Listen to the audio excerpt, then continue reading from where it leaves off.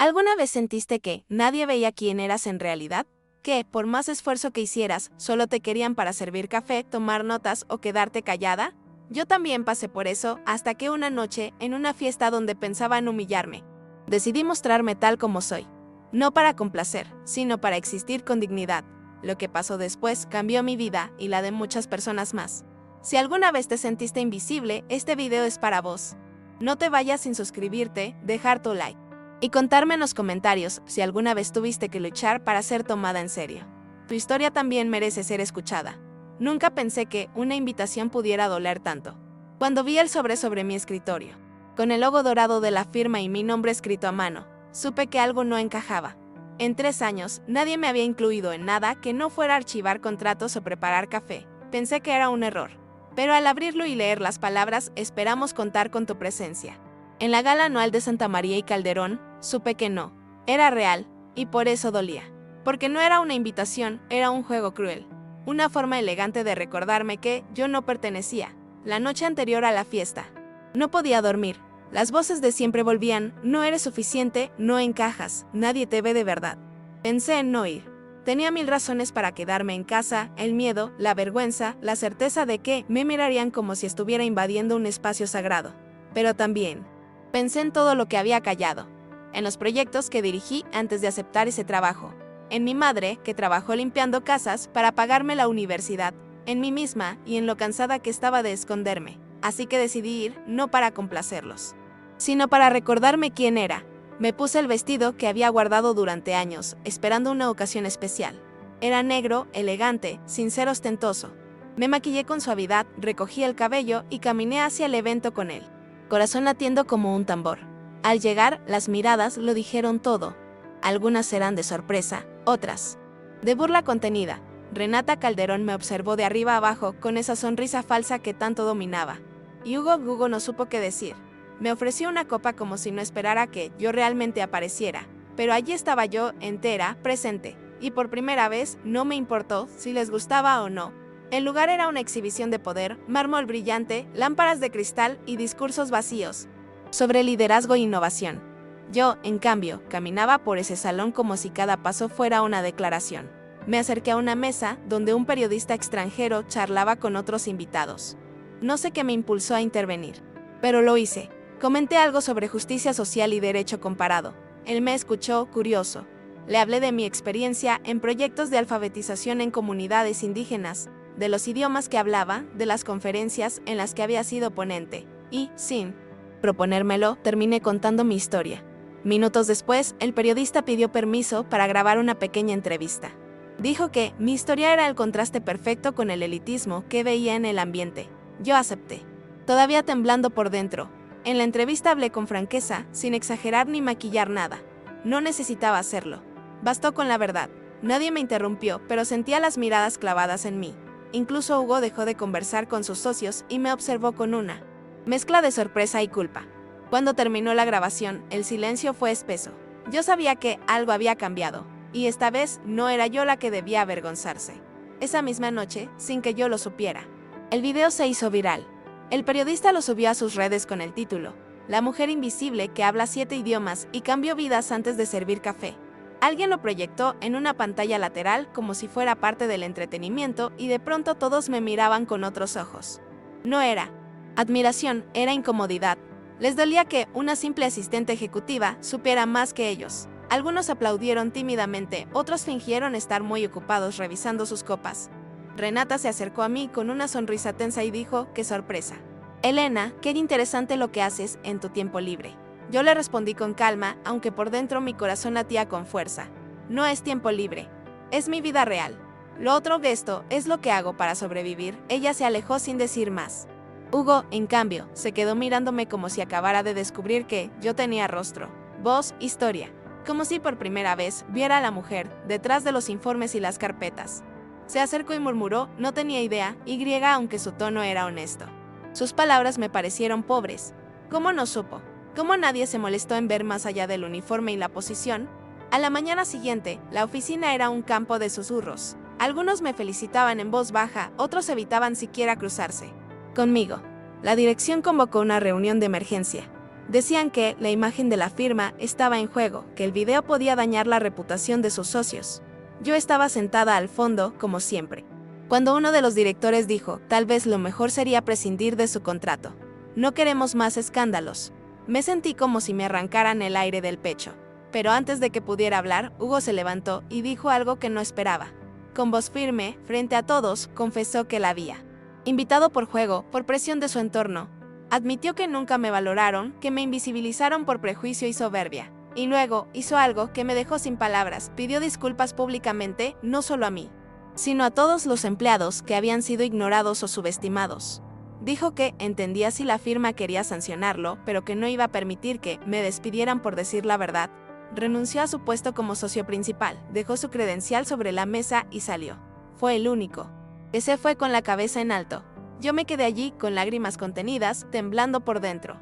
No por tristeza, sino por una mezcla rara de alivio y rabia. Al fin alguien había dicho lo que yo había sentido durante años. Al fin alguien con poder había usado su voz para algo más que proteger sus privilegios. Hugo no lo hizo por mí, lo entendí más tarde, lo hizo por él mismo, por romper con su cobardía. Y aunque esa noche me fui de la firma, sin saber si volvería, sentí algo nuevo en el pecho. No era orgullo ni esperanza, era dignidad. Y eso, por fin, era mío. Los días siguientes fueron un torbellino. Me llamaban de universidades, medios, fundaciones. Querían conocer más de mi historia, entrevistarme, ofrecerme puestos que antes parecían imposibles. Pero yo necesitaba tiempo. Tiempo para entender en qué momento me había convertido en símbolo de algo. Yo no había planeado nada. No tenía estrategia. Solo había contado mi verdad en un salón lleno de hipocresía. Y esa verdad, al parecer, tenía más fuerza que todas las credenciales de esa firma. Me refugié en casa de una amiga, apagué el celular por 2 días y lloré todo lo que no había llorado en 3 años. En medio de ese silencio, empecé a ver las cosas con claridad. No se trataba solo de Hugo o de la empresa. Era mucho más grande. Durante años, había permitido que me empujaran a la sombra, que minimizaran mis logros, que me hicieran dudar de mi valor. Y aunque sí había miedo y necesidad económica, también había costumbre. Me había acostumbrado a ser menos. Y eso me dolió más que cualquier burla. Porque yo sabía quién era. Siempre lo supe. Pero me escondí para no incomodar, para no parecer demasiado, en un mundo que celebra la mediocridad si viene bien vestida. Una mañana, recibí un correo que me hizo detener la respiración. Venía de Hugo. No era largo ni dramático. Solo decía, sé que no tengo derecho a pedir nada, pero si algún día quieres hablar, estoy aquí. Me interesa escucharte sin expectativas, sin defensas. No como abogado, ni como ex socio, sino como hombre que está aprendiendo a mirar de verdad. No supe qué contestar. No sentí rabia, ni deseo. Solo un eco en el pecho que decía, tal vez. Tal vez no todo estaba roto. Tal vez había algo en ese gesto que merecía ser escuchado. Pero no ahora. Pasaron meses. Acepté una beca para trabajar con una ONG en Montevideo, donde lideré un programa de empoderamiento femenino en barrios periféricos. Volví a sentirme útil, viva, conectada. Me convertí en referente sin proponérmelo. Las redes contaban mi historia como ejemplo de resiliencia, pero yo solo quería trabajar en paz. Durante todo ese tiempo, Hugo no volvió a escribirme, y eso me gustó, porque entendí que no buscaba redimirse a través de mí. Su silencio fue respeto. Y en ese espacio, sané partes de mí que ni sabía que estaban rotas. Aprendí a confiar en mi propia voz. Un día cualquiera, de regreso a Buenos Aires para una conferencia, lo vi en un evento social. No me había avisado ni buscado. Simplemente coincidimos. Estaba diferente, más delgado, con la mirada más serena. Me saludó con una sonrisa humilde y yo respondí con otra. Hablamos poco. Como si el pasado no pesara tanto. Me contó que trabajaba con una fundación que brindaba asesoría legal gratuita a comunidades rurales. Me invitó a conocer el proyecto. No como favor ni como coqueteo. Lo hizo con el mismo tono con el que uno comparte algo que le importa de verdad. Y eso, curiosamente, me emocionó. La semana siguiente, fui a conocer el proyecto. No sabía muy bien qué esperaba encontrar, pero lo que vi me conmovió profundamente. Era un espacio modesto, lejos del brillo corporativo, pero lleno de vida. Jóvenes abogados recién graduados, mujeres de comunidades vulnerables. Estudiantes, todos colaborando para llevar justicia, donde antes solo había silencio. Hugo no dirigía con ego, sino con escucha. Había cambiado, sí, pero no como esos que hacen un acto simbólico para limpiar su imagen. Él estaba diferente desde dentro, me mostró los programas, las estadísticas, pero sobre todo, me presentó a las personas. Y eso fue lo que me convenció. Después de una reunión, me preguntó si quería colaborar con ellos en la creación de un área nueva, programas de formación comunitaria con enfoque de género y derechos humanos. La propuesta era seria, con autonomía, recursos y algo que nunca antes me habían ofrecido, poder de decisión. Me quedé en silencio un largo rato. Él no insistió, solo dijo, si no es contigo, lo haremos igual, pero si es contigo, será mejor. Esa frase me tocó. No me necesitaba para salvarse, me invitaba a construir. No era un rescate romántico, era una alianza. Y yo no estaba acostumbrada a que me hablaran desde ese lugar. Le pedí una semana para pensarlo.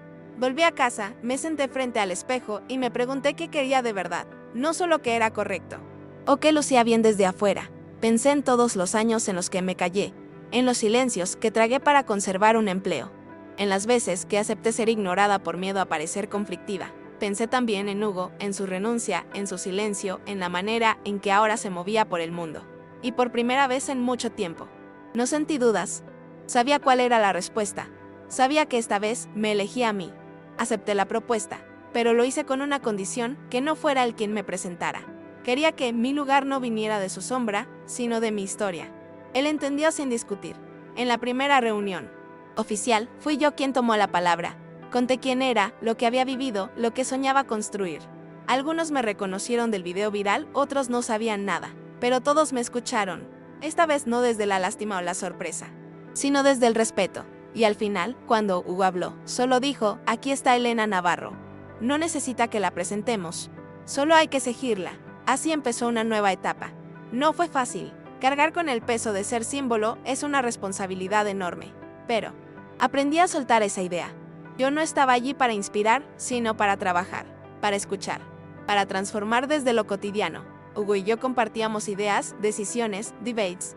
A veces estábamos de acuerdo, otras no, pero siempre había honestidad. No nos debíamos nada. No éramos pareja ni proyecto sentimente. Éramos dos personas intentando reparar el mundo con lo que sabíamos. Y en esa complicidad, en esa entrega mutua, algo suave empezó a crecer. No como un fuego, sino como una llama. Tranquila que no pide permiso. Una tarde, después de una larga jornada en terreno, nos quedamos solos revisando informes. La oficina estaba en silencio, con la luz cálida del atardecer filtrándose por la ventana. Hugo se acercó con 2 cafés, esta vez se los preparó y me los ofreció con una sonrisa tímida. Nos sentamos sin hablar por unos minutos, hasta que él rompió el silencio. A veces todavía me despierto preguntándome cómo no te vi antes.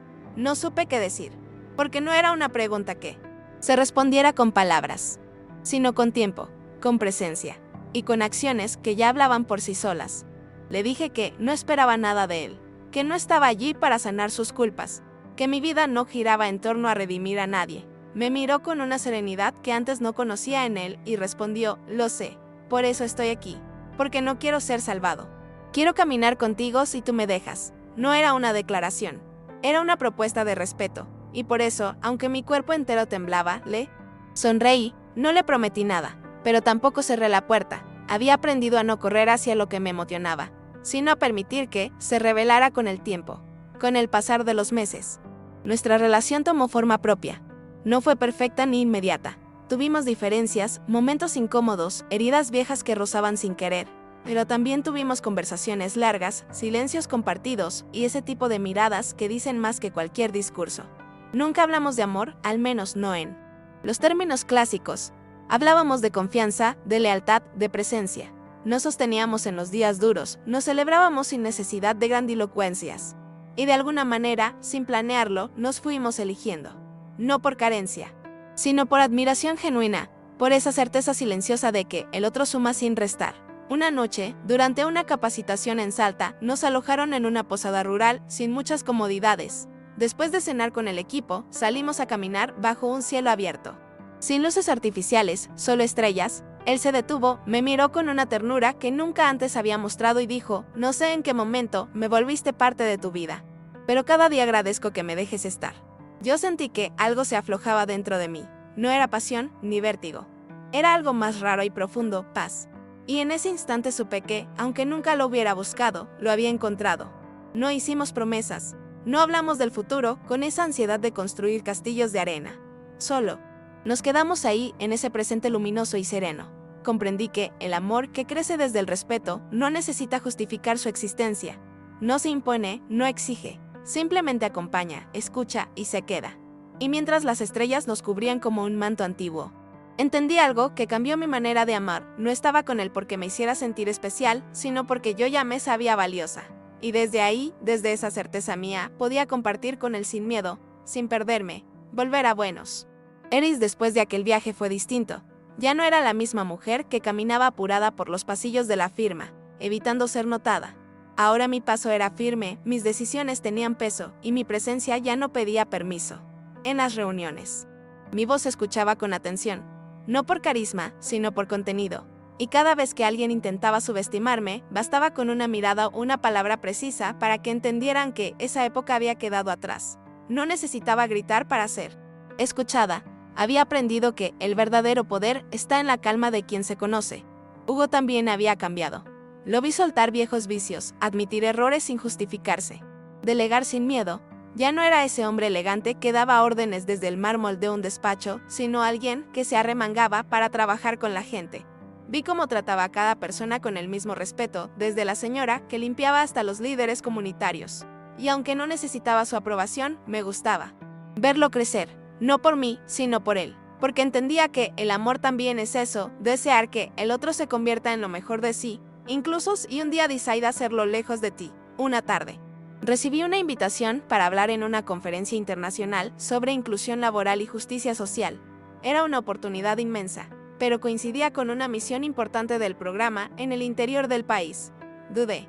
Me senté a hablar con Hugo, le conté mis temores, que pensaran que me estaba vendiendo, que no supieran todo el trabajo silencioso detrás de mi historia viral. Él me escuchó en silencio y luego me dijo: el mundo necesita verte, no por ego, sino porque representas a miles de mujeres que no pudieron hablar. Anda, nosotros sostenemos acá. Vos ya sostuviste mucho tiempo sola, y así fue. Viajé, di mi charla, conté mi historia, pero también conté la de otras mujeres invisibles, de las que nadie graba en video, pero transforman comunidades cada día. Y por primera vez, no me tembló la voz. No porque no hubiera dolor, sino porque ya no me avergonzaba. Porque había comprendido que sobrevivir no es una debilidad, sino una fuerza ancestral que corre por nuestra sangre. Cuando volví, el equipo me recibió con abrazos, risas y flores silvestres. Y en medio de todos, Hugo, con los ojos brillosos, me susurró: estoy orgulloso de vos, no por lo que lograste, sino por lo que elegiste no callar. Aquella noche nos quedamos solos en la sede. Compartimos una copa de vino barato. Y nos reímos como adolescentes. Y sin decirlo, entendimos que algo había cambiado entre nosotros. No necesitábamos etiquetas ni discursos. Lo que sentíamos era una certeza silenciosa. Como esas melodías que uno reconoce sin haberlas escuchado antes. Él me acarició la mano y por primera vez no retiré la mía. No porque hubiera llegado el momento, sino porque ya no tenía miedo. Porque ya no dudaba de mí ni de él. Porque el amor, cuando nace desde la dignidad, no aprieta, sostiene. Poco a poco, nuestra relación se volvió parte del paisaje cotidiano, sin alardes ni secretos. No ocultábamos lo que sentíamos, pero tampoco lo exhibíamos como trofeo. Era un vínculo construido en la intimidad de las pequeñas cosas. Compartir el mate mientras organizábamos un taller, intercambiar ideas al final del día, acompañarnos en silencio cuando las cifras de violencia nos desgarraban el ánimo. No necesitábamos demostrar nada. Éramos dos adultos que se habían encontrado después de haberse perdido. Muchas veces, en muchos lugares. Y eso hacía que lo nuestro no fuera frágil, sino profundamente humano. Un día recibí una llamada inesperada. La firma de abogados donde había trabajado antes, la misma que me había humillado, estaba enfrentando una auditoría por denuncias internas. Algunos empleados recordaban cómo me habían tratado y querían mi testimonio. Dudé. No por miedo, sino porque me pregunté si quería volver a tocar esa herida. Hablé con Hugo. Me dijo que la decisión era mía, que él no iba a decirme qué hacer.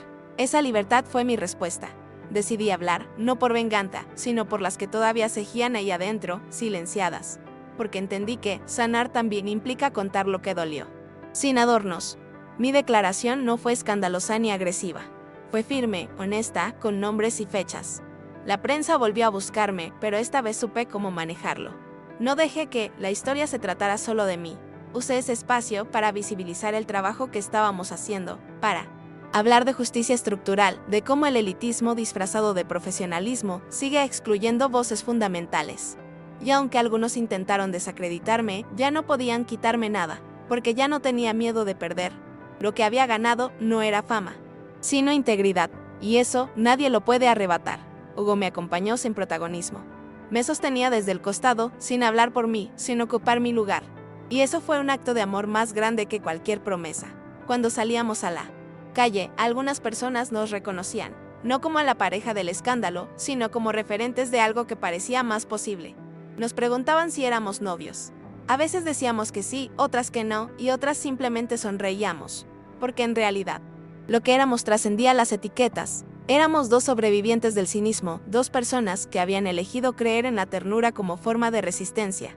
Una noche, mientras preparábamos una presentación en su departamento, me detuve a mirarlo. Tenía las gafas mal puestas, el cabello desordenado y la camisa manchada de tinta. Y me pareció hermoso. No por su apariencia, sino por lo que representaba, un hombre que había aprendido a cambiar sin perderse. Que había entendido que el poder verdadero está en reconocer los privilegios y compartirlos. Me acerqué y lo besé. No fue un beso cinematográfico ni perfecto. Fue real, con sabor a vino y cansancio. Con verdad. Y en ese gesto entendí que no necesitábamos un final feliz porque ya estábamos viviendo algo mejor, un presente justo. Con el tiempo comenzaron a llegar propuestas más grandes. Universidades, ONGs internacionales. Incluso organismos estatales querían sumar nuestro modelo de trabajo a sus programas. Pero no todo era aplausos.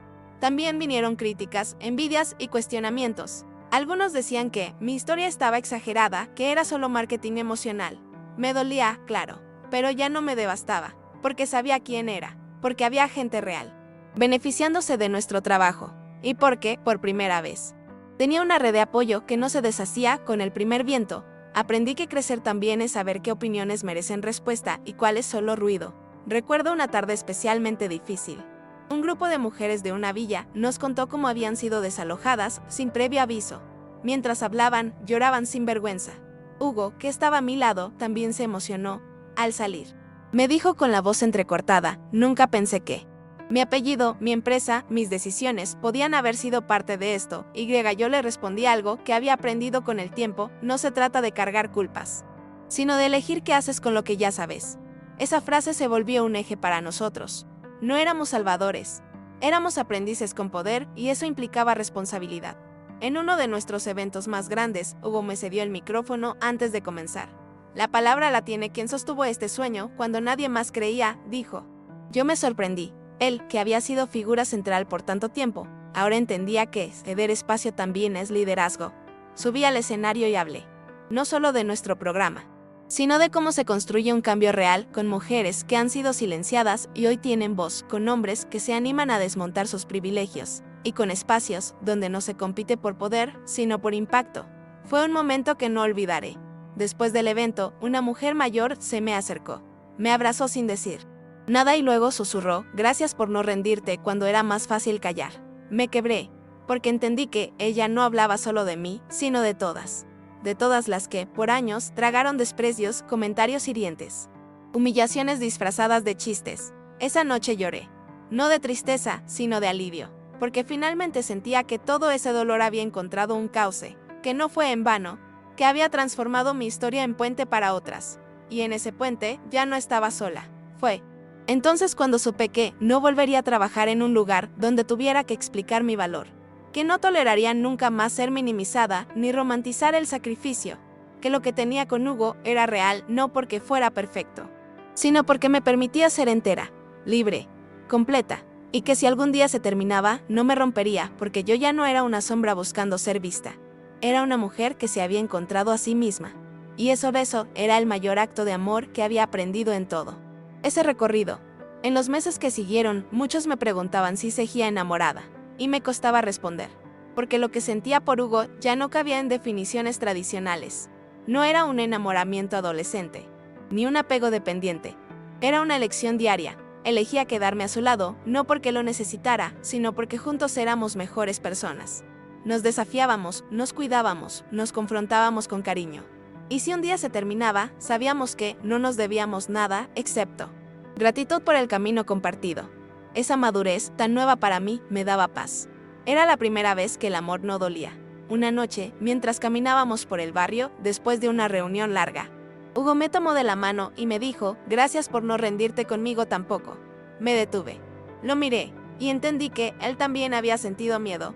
Que para él también fue difícil reconocer sus privilegios, sus errores, sus silencios. Le respondí, no fue por vos, fue por mí. Porque merecía ver si alguien podía cambiar de verdad, y él sonrió con los ojos húmedos. Nos abrazamos en medio de la vereda, entre el ruido de autos y los gritos lejanos de una cancha. Y por primera vez, sentí que estábamos exactamente donde debíamos estar. El programa que fundamos creció más allá de lo que imaginamos. Personas de distintas partes del mundo comenzaron a replicarlo, a adaptarlo a sus contextos, a sumar sus historias. Y en cada testimonio había algo que me recordaba quién fue, un asistente invisible que un día se atrevió a caminar hacia el centro de una sala llena de miradas juzgadoras. No con rabia, sino con dignidad. No para impresionar, sino para ser. A veces, cuando doy charlas, cierro los ojos por un instante y me imagino a aquella Elena del principio. Le sonrío en silencio y le digo, gracias por no apagarte. Con Hugo aprendí que el amor no siempre se construye con promesas, flores o finales felices.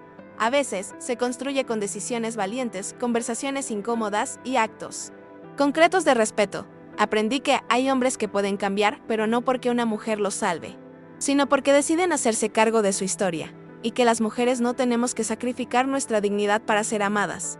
Si hay algo que deseo para todas nosotras, es eso, vínculos donde se pueda respirar, pensar, disentir y crecer. Donde el amor no sea una jaula, sino una casa abierta con luz. Un día, sentados en una plaza, Hugo me preguntó si me veía con él dentro de 10 años. Yo me reí, le dije, no me importa tanto dónde estaremos dentro de 10 años. Me importa cómo nos tratamos hoy. Y él entendió, porque ya no éramos personas proyectando sueños imposibles, sino construyendo realidades habitables. Y aunque nadie nos garantizaba el futuro, sabíamos que lo que habíamos creado no dependía de contratos ni de títulos, sino de respeto, de ese respeto que yo había buscado toda mi vida, y que, al fin, había encontrado primero en mí misma, y luego en él. Tiempo después, cuando me ofrecieron un premio por liderazgo social, dudé en aceptarlo. Sentía que ponerme en un pedestal era peligroso, que podía hacer olvidar que esta historia no era solo mía. Hugo me acompañó a la ceremonia, en silencio, como siempre. Cuando subí al escenario, hablé de errores, de miedo, de empezar de nuevo. Hablé de cómo ser invisible me enseñó a mirar a los demás con más compasión. Y de cómo el verdadero liderazgo no se trata de tener todas las respuestas, sino de hacer las preguntas correctas. Y de no callarse cuando todos esperan que lo hagas. Después de la entrega del premio, me senté con Hugo en una banca, bajo un árbol enorme, había niños jugando cerca. Y un anciano que vendía flores. Me ofreció una gardilla. Hugo la compró y me la dio sin decir nada. Me la puse detrás de la oreja, riendo. Y pensé que así debería sentirse el amor, como una gardilla inesperada en una tarde tranquila. Sin fuegos artificiales, sin espectáculo. Solo una flor sencilla en medio del caos. Y, por primera vez, entendí que no necesitaba más para sentirme completa, porque había hecho las paces con mi pasado, y eso era mi victoria. Con los años, muchas personas me escribieron contando que mi historia les había dado valor. Mujeres que se animaron a renunciar a trabajos donde no eran valoradas. Hombres que decidieron revisar sus privilegios. Jóvenes que soñaban con crear sus propios espacios, sin esperar que otros los validaran. A cada una de esas personas les respondí lo mismo, no sé.